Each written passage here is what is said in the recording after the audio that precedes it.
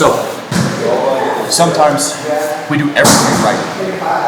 We get past the head, we get past the hands, and our partner still sprawls on us. Now, one of the big things that we have to remember is that when we end up getting on our partner and they break us down, we cannot unlock our hands. If we have our hands connected around our partner and if we end up letting our hands disconnect, once our hands disconnect, our partner can start to square up easier with us and occupy more of a front headlock. If they occupy that front headlock, now they can run a whole bunch of offense off us from here, whether it be guillotines, darts, anacondas, the whole systems that they know. So to prevent that, what we have to do is make sure that our hands do not break apart. Now, when we first start to like get out of the position, we're going to learn how to put ourselves back into position by regaining our bursts. Now, from the top, I did everything right. I pushed into my partner, got them to step, got past their head, got past their hands. He begins sprawling to hit his knee to the mat, and he's covering my head. As he's covering my head, I can't let these hands unlock, so I'm going to take my hands and adjust them to go palm to the back of my hand. This now allows me to start to straighten my arms, and I can start to use my lats and my traps to pull my hands back towards my hips. This now effectively helps me put my posts back into position. Now I can't stay around here for too long. It's going to be obviously very tiring. I have to carry all 300 pounds of Caleb over here. As we build these posts back up, we're going to go ahead and get our elbow and our hip to the side of his knee at the same time. As we tip our elbow and knee, this allows us to now start stepping around my partner's hips. I'm going to cut the front of his knee as I start to walk my feet behind him, far enough my knee on the inside of his ankle. I'm going to put some slight pressure to turn my partner away from me by moving my knee into their ankle. This will keep him away from me, usually keeping the effectiveness of his whizzer down. Now that his leg has become light because of my pressure, I can lift up on this ankle and place it onto my hip. We'll transition control from inside hand on his knee to outside hand. Now we can keep pressure with our shoulder and elbow pulling back so that we can now begin driving into our partner. This discourages our partner from turning back to face us, and he's more inclined to face away. As he's faced away, we can use this to drive into him. We're going to take our rear hand to collect his ankle from the bottom side, and as we continue to push into him, he'll have to make it a choice to either put his hands on the ground or end up getting put in a weird position. Now, once we've been able to drive him all the way forward, we can keep our weight on top of him, and we'll move our hips past his. So, did everything right. Hold that leg, changed the elevation, connected my hands. That sprawl comes on, and now I'm low. I need to readjust my hands so that I can straighten my arms, and now use my traps and my lats at the same time to pull my hands to my hip. This allows me to post my hands on the ground, putting myself back in a better wrestling position. I can drop my elbow and hip at the same time as I begin to cut the corner. I cut the knee, I walk backwards. I'm going to go ahead and use my knee to get behind my partner's ankle. This helps kill the effectiveness of his whizzer so that he really can't put any weight on my shoulder anymore. As I start to put pressure on the inside of my partner's ankle, he'll be forced to turn to face and look away from me. This makes the leg light, so I can pick his ankle up and shelf it onto my hip. I connect my hand around his thigh as I switch responsibility with my rear hand towards the ankle. I use my shoulder and head to go ahead and drive him flat so that I can usually get his legs stacked together, and we can start entering into a guard passing situation from here.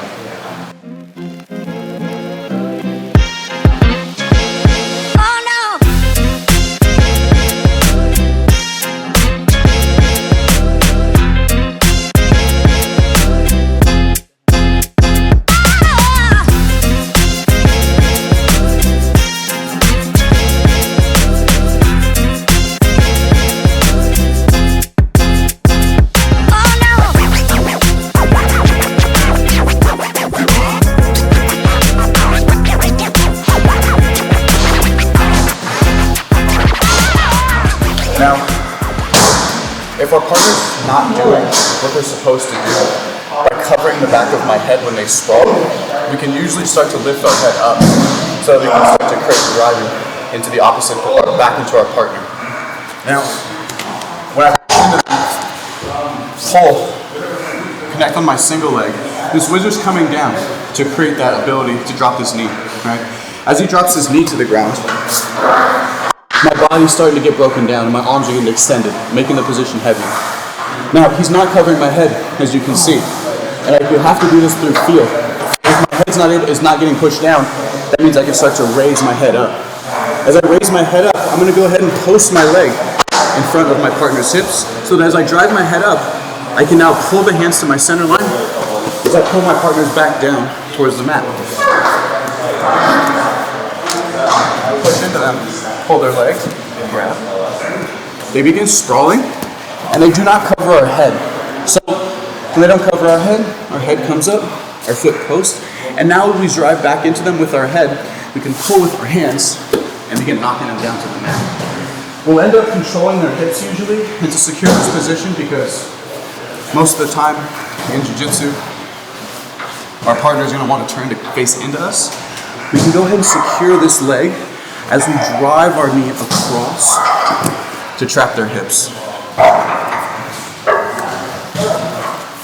One last time. Push in, turn in. He begins to sprawl, and that begins to break me down. My head's not being covered, so my head can come up, my foot can step out, and as I look, I turn and tip them. Secure their hip with my same side arm as I shuffle my knees around to look for my leg drag position.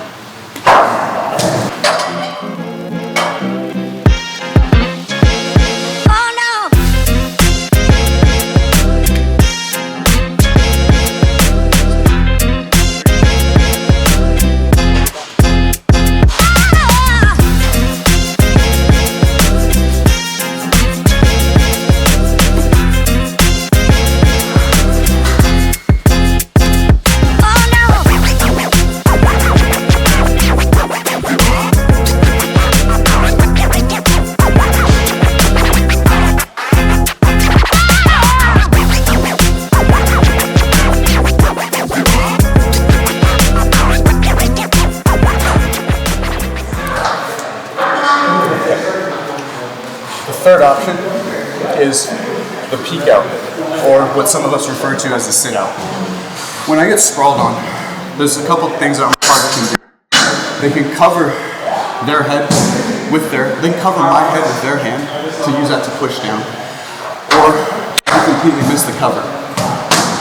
A third thing that they can do is use their hips to cover my head. Now, if both of their hips are covering my head, my partner's weight is directly over the top of me. The way that we can start to adjust through this is by understanding how to use a peek out. Now that my head can't lift up directly into my partner's hips, I have to take another angle towards the outside. Now, I'm gonna give my partner a choice. His face on the mat or his hands on the mat. He's gonna choose his hands if he's intelligent. So, we begin entering into our same exact attack with our single leg.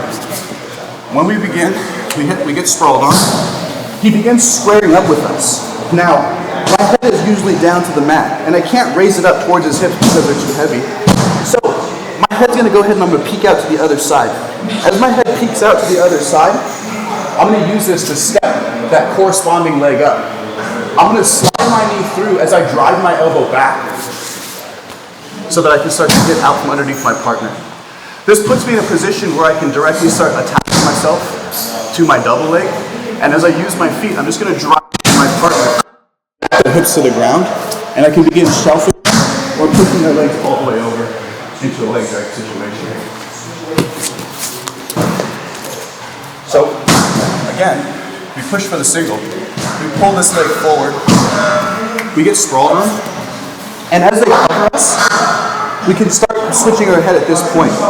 Head, foot, elbow. Now we can attach, and we can use this to directly run our double. If for some reason we have a partner who isn't knowledgeable putting their hands on the ground to protect their face, it'll give us instant access to behind their back. It'll look something like this. Drill it slow so that you don't give your partner an involuntary concussion. We pull the head. As he sprawls and squares up with us, as my sequence starts, he won't use his hands to stop himself. And here, side, where I can start to come around and directly get behind them so that I can either dominate them from behind or I can start my sequence to attack my partner's back.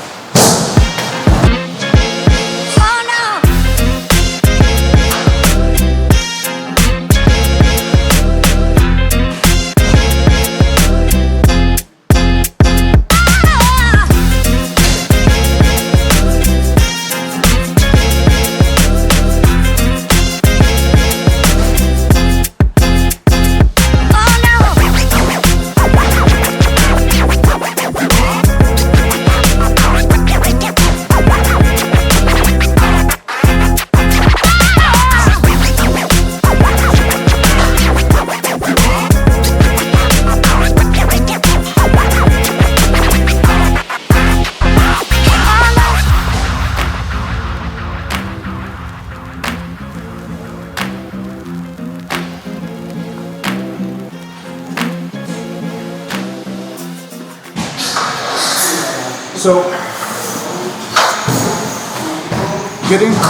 defending a single leg can rather be simple. Our partner obviously is a pretty decent wrestler. They were able to pick up our leg and make it relatively light.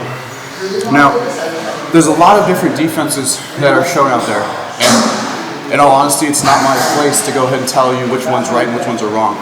This is purely from my perspective on the easiest way to work ourselves out of a bad wrestling position so that we can get back into a good position as quickly as possible.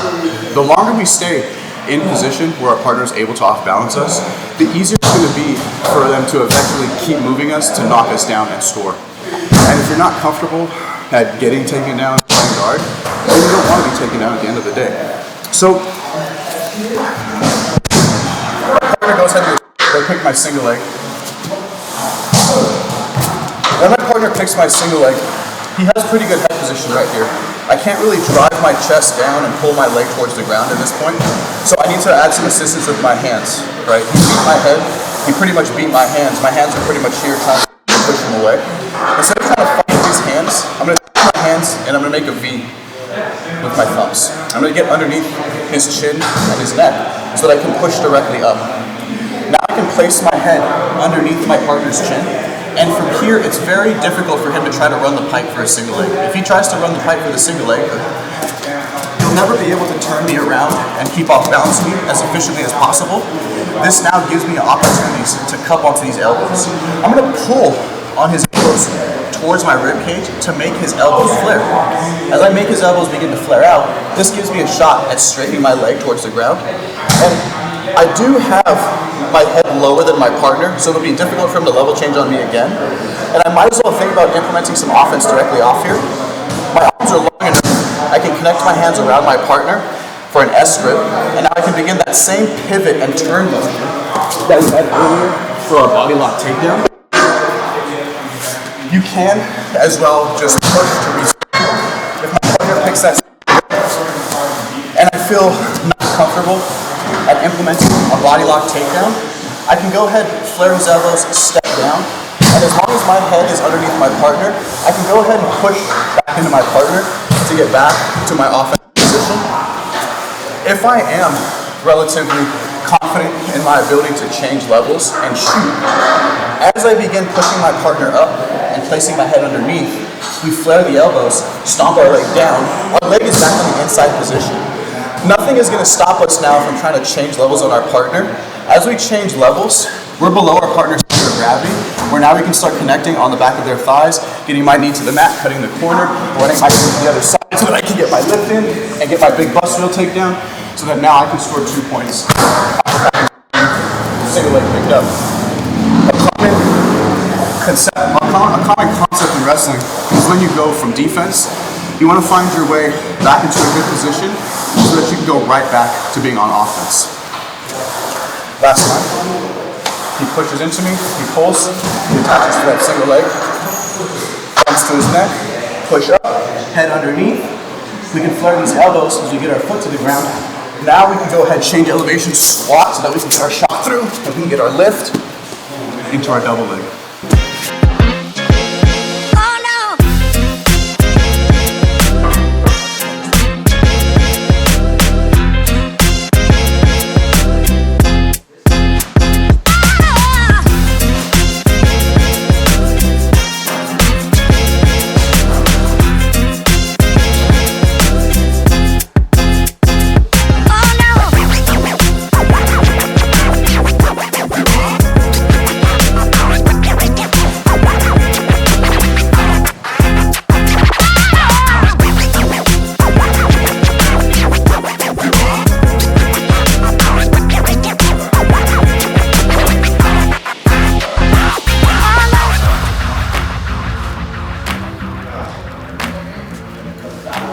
Now, my partners began picking my single leg up, and if their head is not on their shoulder, then we're not able to begin pushing up on their neck to make their elevation. So I'm going to go ahead and I'm going to attempt to push my partner's head to the side. Now that I can push my partner's head to the side, I have to actually be rather careful because a good skilled wrestler is going to go ahead and take his outside arm and begin digging for my heel. And as he digs for that and he stands up, we can start getting off balance as he puts our leg on his shoulder and starts moving us all around. So in order to prevent stuff like that from happening, when the single leg gets picked up, we can go ahead and try to secure that far side wrist as we start to push on that head. We can now get our head into a better position so that we can begin defending against our partner. If we can push our partner's head out of position, then from here, I can now go to my elbows to begin stepping down, and I can act that same offense that I just did earlier.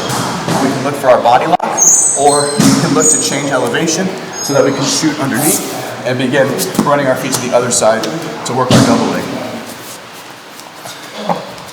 Push in, 3 steps. We have that single leg. Now, let me go palm to palm on the other side. Now, we don't want this hand to pick our ankle up, so we're going to go ahead and connect to this wrist. We're going to use this to push his head off to the side so that we can get our head back into position. Now that our head's back into position, we can go ahead and start to pull on his elbows as we stomp our foot down. And now we can dominate the inside position with our leg. We have a body lock. We have our change in elevation to our double leg takedown. We can run, we can lift, and we can begin our part.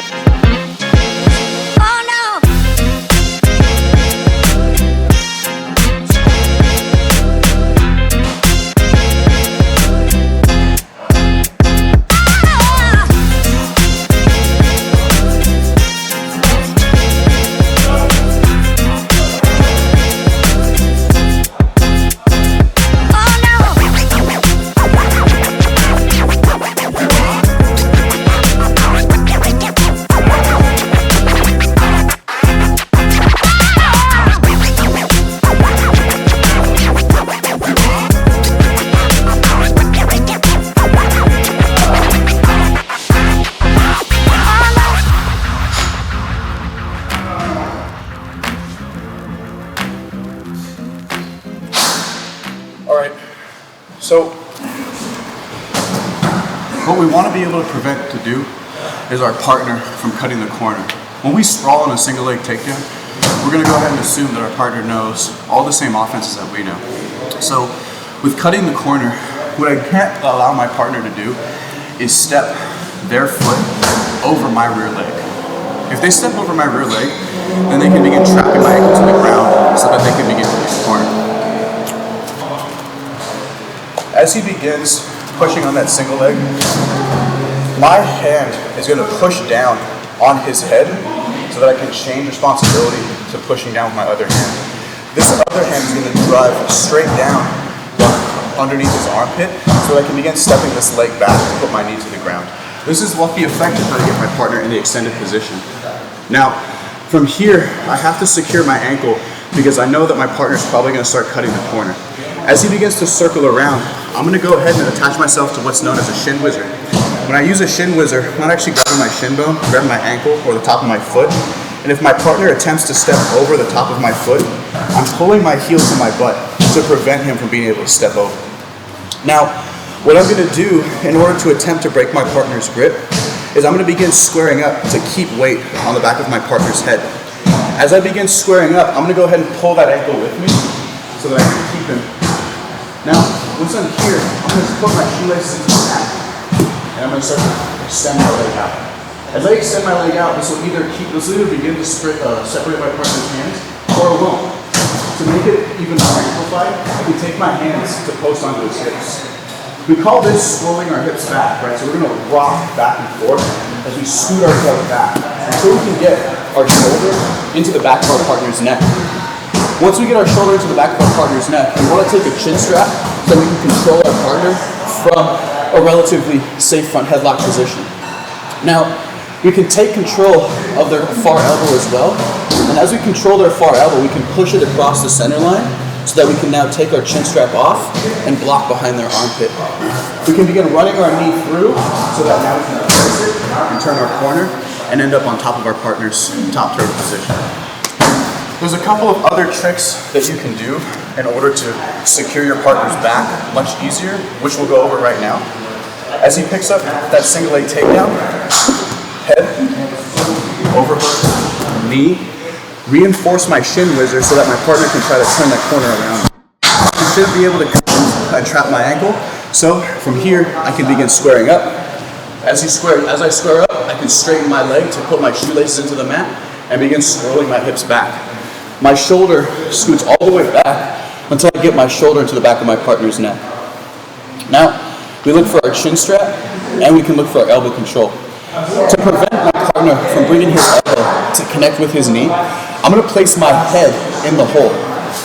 When I place my head in the hole, when my partner tries to pull his elbow back, it's going to become relatively difficult because he'll keep running into my face. So if you're worried about not being handsome anymore, maybe don't practice this move. I can post on my head as I turn my corner. As I'm turning my corner, I'm holding onto this chin strap with a wide elbow to manipulate and keep my partner in this position. My hand can go behind their back and reach for their hip so that I can let go of their chin as I continue circling around my partner and start to work my knee to the inside. If we went all the way to the far side, usually we might be able to directly throw that far side hook in over the top and begin getting on top of our partner to take their back. Last time, they push into us, they pick that single leg up, and from here I'm going to poke that down to the ground, begin using my whizzer to get my knee down. As they begin cutting the corner, I'm going to grab my shin whizzer to prevent them from cutting. Now, I'm going to go ahead and square up as I get my foot off the ground, kick my shoelaces, swirl my hips back until I can get my shoulder into the back of their neck. We can look for that chin strap control, and now we can start to pull this far elbow across. As we pull the elbow across, we can place our head in the hole so that now we can start to raise our hips up. Now we can start to circle as we pull on this chin strap and begin looking for this far waist control. From here, as we continue to circle, we can let go of that chin strap to work our way all the way behind our partner. Depending on what your type of game is in terms of offense, you can step over to take the back, or you can do a multitude of other things. I advise at taking the back and staying on top, because if I'm on top, my partner's hands are on the ground. When you do learn how to choke them, hands are on the ground, doesn't mean means hands are not around their neck. So.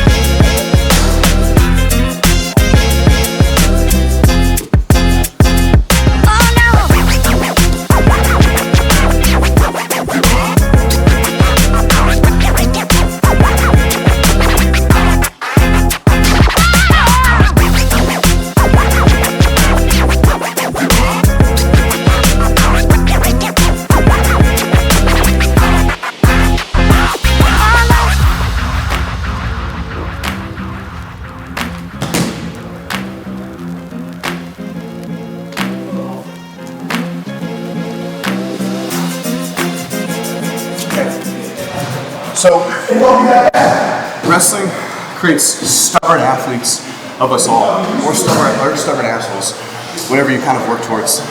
But when we have a partner that's not going to allow us to put our head in the hole and circle around their back, they're relentless about following us around in that circle. When they follow us around in that circle, we're going to use the momentum of them turning so that we can straighten our arm by their neck and use a whip it by. Or if you're at cornball, you can call it the Guitar Hero. So they begin shooting into us. They pick that single leg up. Same defense the whole time. We square up with them. As we scoot our hips back and we look for that chin strap, when I'm putting my head to the ground, he's trying to keep this elbow connected to his hip. As we spin, I have enough space where I'm on my feet and I can begin straightening my arms. As my partner continues to follow me, I'm going to use that momentum to push the neck and begin exposing my partner's back.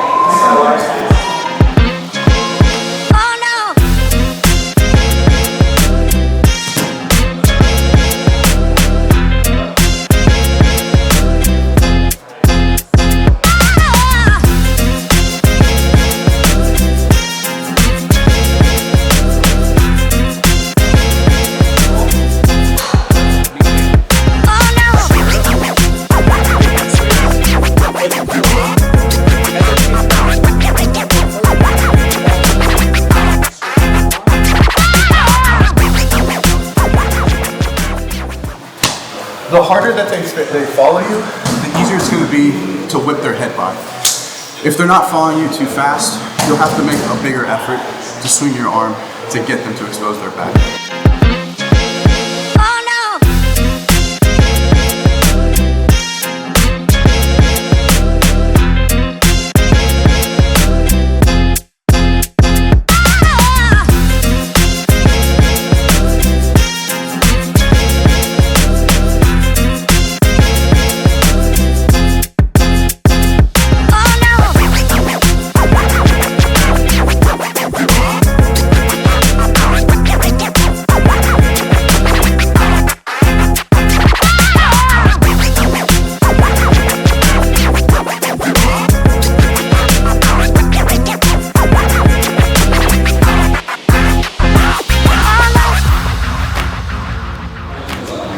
Let's talk about our sprawl.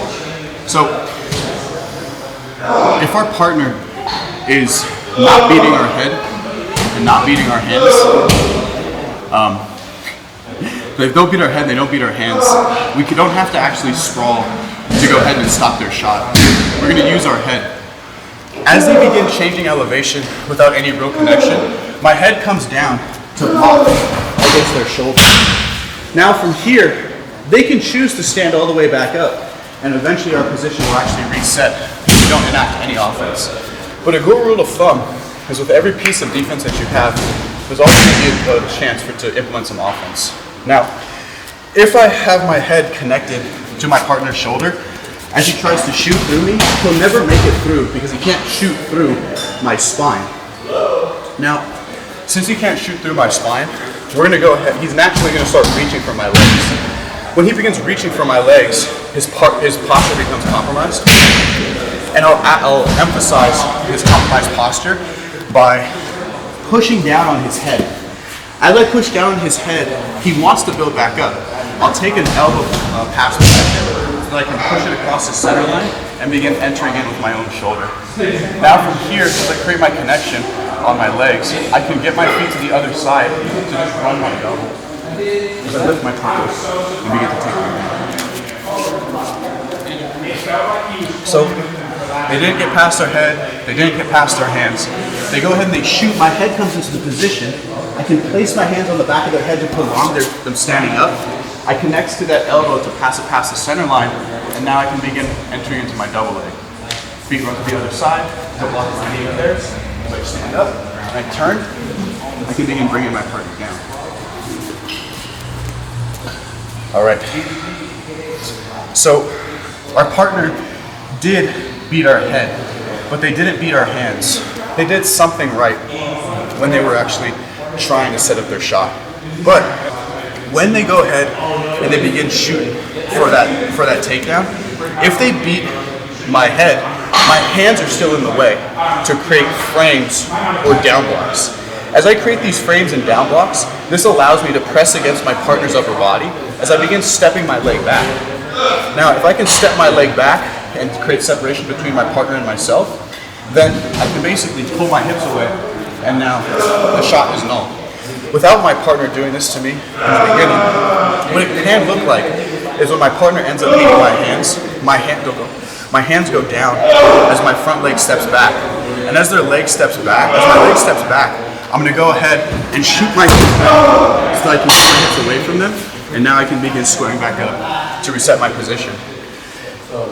During the explanation, it's going to be difficult to do this slow, so you'll have to find a partner that has confidence in their shot mechanics to allow you to develop confidence in your sprawling mechanics. We'll attempt to do it slow, and we'll build up a couple reps of building the speed up so that we can kind of see what it begins to look like in real time. He did something right, and he changed elevation faster than I could.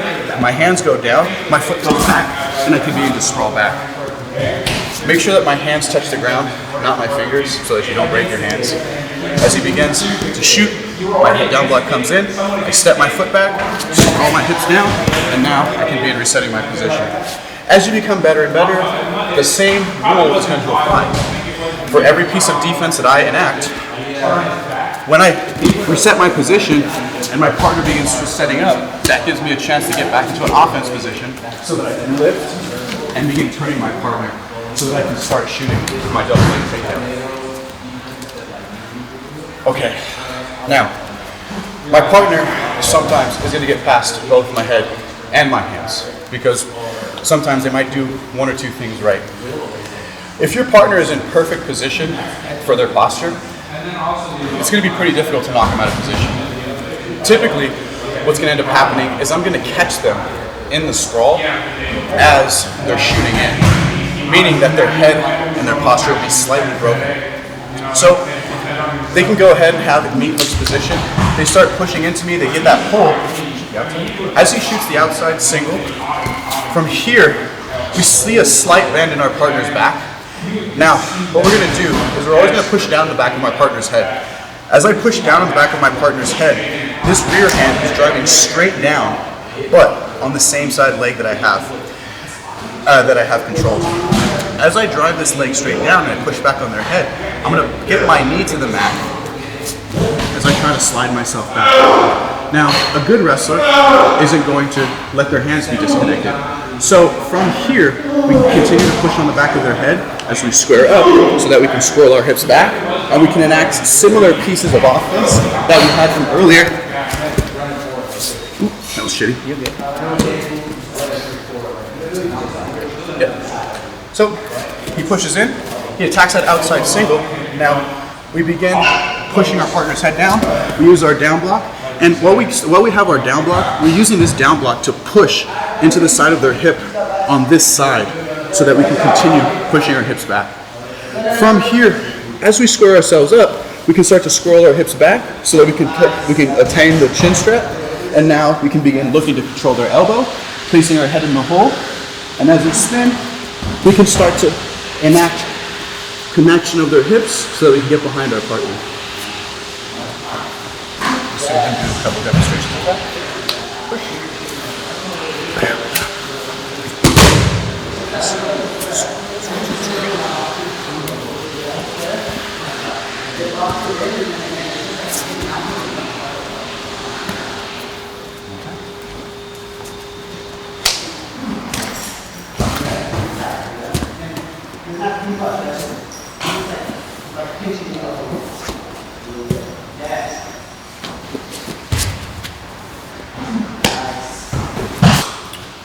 So, I don't know what happened. I fell asleep at the wheel. It's probably because last night was full of IPAs and Bloody Marys this morning. And so, or my partner's just a good wrestler, but I don't like to give them credit for anything that they do. It's all mistakes that I make most of the times. When our partner sets everything up right, they get the inside position, they push us, they pull us, and then they keep incredible position as they drop that outside knee and they get that outside single. Pick that leg up. Or put this knee down. That leg up. Okay. From here, this is incredible position that our partner has. I'm not going to be able to just knock him out by trying to pull his head down from here. As you see, if I try to push my partner's head, he's in too good a position for me to go ahead and knock him out. Now, once I'm here, what I'm going to do is have to knock my partner with my hips. When I knock my partner with my hips, this gives me a little bit of space between their head and my ribs so that my same side hand can start to push onto their head. As I push on their head, now this gives me a chance to go ahead and transition control to my opposite hand.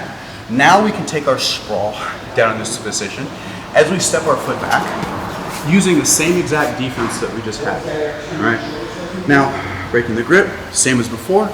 We slide our hips back, attain our chin strap control, and we can work our offense that we have off of here. Front headlock systems, the whip and lie.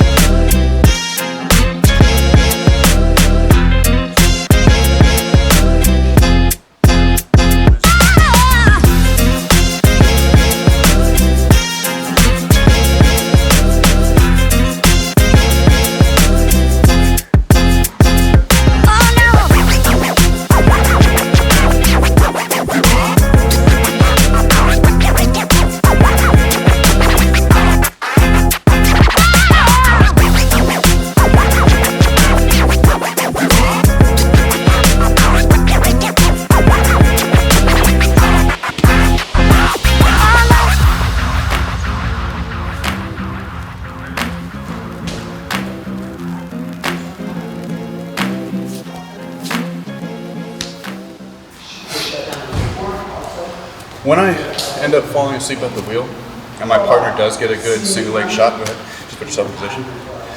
When they put a good single leg shot on, I need to get myself away from their hips. From here, it's very easy for them to start circling around to immediately cut the corner. So to prevent that, when I get my partner's head down in this position, when I throw my whizzer in over the top to create that frame, I want to think about circling my hips away. Now, I begin circling my hips away to create extension over my partner over the top of their shoulders. This will make getting my sprawl a lot easier. As I become better at circling away from my position, that is how some wrestlers make it look like when they sprawl. It looks like they're shooting their hips back very, very far.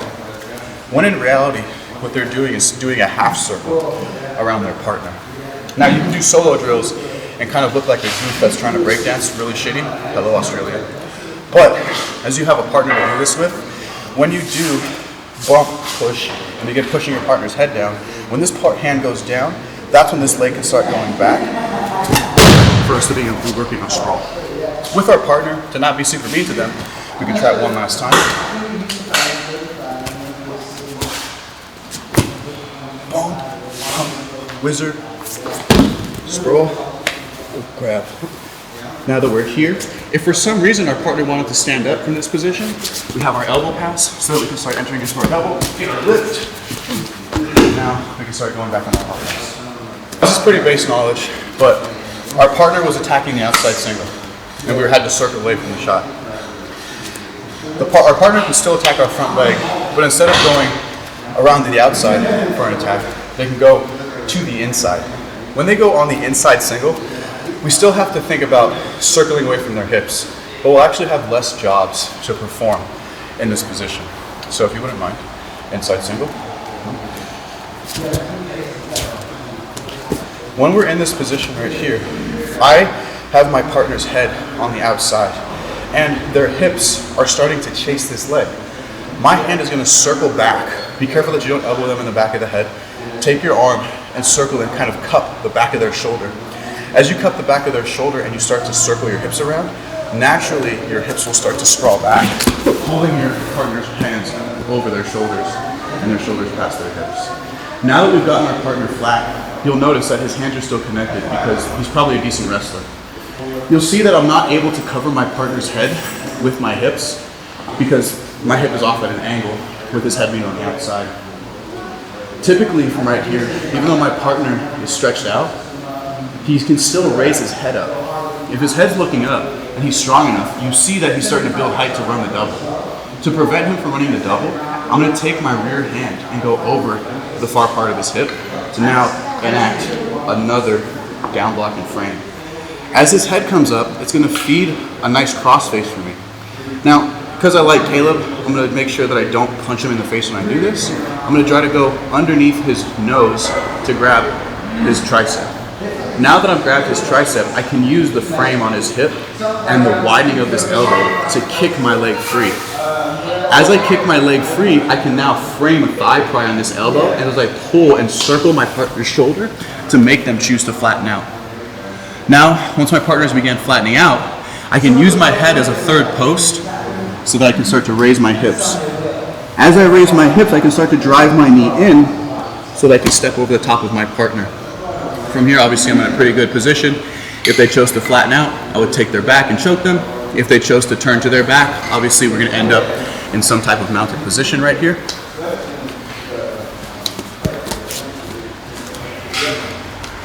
Push his head. Inside single. His head is past my arm. If his head isn't past my arm, then we can actually start to push our head down and we can kind of start cranking on their neck. But we have a good wrestler, and he got my hand past his head. We circle our elbow back as we circle our feet away, and we can begin with finger sprawls. I'm off at around a 45-degree angle so that I can start switching my hands to create a post on his opposite hip. His hands are starting to get extended, and as he raises his head up, we can start looking for our crossface. Once we're looking for that crossface right here, we can start to kick our leg back, and now we can start putting pressure over the top of our partner. Once we put that pressure on, we can start throwing our hook in over the top, and we can start to flatten our partner out. Once we flatten our partner out, and we have control of one of their arms, we can start to work our hand across their face and their throat, so that we can start working in a belly down, rear naked choke. Now, usually it's a pretty mean move, but Caleb's a pretty mean guy, so we have to kind of bring a little bit of that heat with us while we're defending. Here we go again. That's beautiful. He got past my head and my hands. I circle as I bring my elbow around to get my sprawl. My hand goes in for my frame. If he doesn't build his head up right away, just stay here, right? Eventually, in order to continue wrestling, he's gonna have to build that head up. As that head comes up, that's when my hand can come in and we can start to trap on that elbow. Don't think about pushing into him with your chest. Just widen this elbow to push his head away, and now we can start to circle our feet. We have this frame on the inside of his hip, and if we're fast enough, we can start to throw our foot over the top, and we can start to flatten our partner out as we pull onto their arm. And now we're in a pretty dominant position from right here. Last time, with no explanation.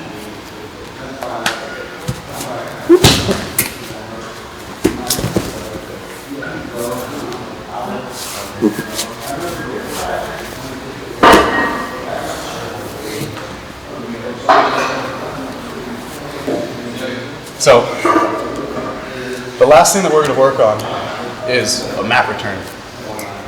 Mat returns come in various shapes and sizes, and depending on what style of wrestling is your favorite, some of the things that I may tell you right now, you may not agree with, and that's okay. But this is all with the intention of preserving as much energy as we possibly can. A lot of our offense that we enact from these positions call for trying to put our partner's hands to the ground. So different things can happen. We can take a shot on our partner, and as we take our shot, something happens where we end up coming around our partner and we end up having our hands on the waist. Our partner can collar tie us. We can go ahead, post on them. We hit our slide by. We put their hands on the mat. And now as they're standing up, we can start getting our hands around their waist. If for some reason we also snapped our partner down and we got them all the way to a turtle position, if in a turtle position they started attempting to stand up without fighting the hands, these are all situations that we're going to find ourselves in so that we can try to mat return our partner. Now, mat returns are based off of timing. What I want to do is attempt to work the time that my partner is trying to stand up with the time that I pop my hips. So for here, for all intents and purposes, I'll use a slide by. As my partner's hands touch the mat, you'll notice that I'm not all the way behind my partner. If I'm behind my partner and he begins to stand up, trying to lift him from right here is going to be possible, but it's going to be very energy expenditure as I try to carry him and try to suplex him off the mat. And usually, unless you've been doing Greco, you're not going to be good at that. What you want to do is dip around a 90-degree angle on your partner so that my front leg can block his front leg. This allows it so that when my partner is standing up and I pop my hips, I'm blocking their inside leg with my inside, making it difficult for him to connect his elbow and knee together so that he can go back into building height. Now, we'll go ahead and we'll demonstrate this nice and slow. partner, he's beginning to stand up. As I have connection with my hand, I'm making sure that I stay with my legs around my partner. I'm gonna pop my hips up as I turn my partner down to the ground. As I turn my partner down to the ground, I want to insert a knee in between his elbow and knee so that he can't just simply connect his arms back together and begin thinking about creating posts to stand up. Once we got him down to the ground, we can secure his bottom wrist control so that we can pull it across his body. Now that we're pulling it across his body, we can create pressure with our chest to back to insert our knee on the inside. We can slightly drop to our hips so that we can insert our bottom hook so that we can take control of our partner. Now we can let go of our same side arm that's on the bottom and post on the mat. Now as we begin to turn back into our partner, we can choose to throw that second hook in so that we can start to flatten them out, or we don't have to throw that second hook in. But if we do flatten them out here, now we can start to take this hand and begin working in for our rear naked choke from our partner's flattened position. We'll just go ahead and we'll put our partner in the turtle position for a different situation. As I'm here and I'm dominating from the top turtle position, my partner begins trying to stand up without controlling my hands. As he stands up, I'm able to get up before him so that I can lift him up and bring him right back down to the mat. He begins standing up. I'm already on my feet so that I can lift, pop my hips, and bring my partner back down. One more time. He lifts. As he comes up, I pop my hips, and I bring my partner back down. Now, your intention is to turn your partner so that they have their head start to tilt towards the mat. This is to elicit the response from your partner that you really want. Your partner is going to want to block their face so that they don't hit themselves. And if their hands hit the mat, it now separates his elbows away from his hips far enough for us to dominate once his hands hit the mat. So, let's start again. He begins standing up. We get our knee to the inside, tight waist, pop our hips, lift him back down, and now we can have our knee back to the inside. We want to control that far side wrist so that it's going to be hard for him to build base. Now we can start inserting our knee, and then we can start placing our hook on the bottom side. We can place on the mat, throw our hook over the top, and begin flattening our partner out. Once we're here, we're in a pretty good dominant position for us to continue to move.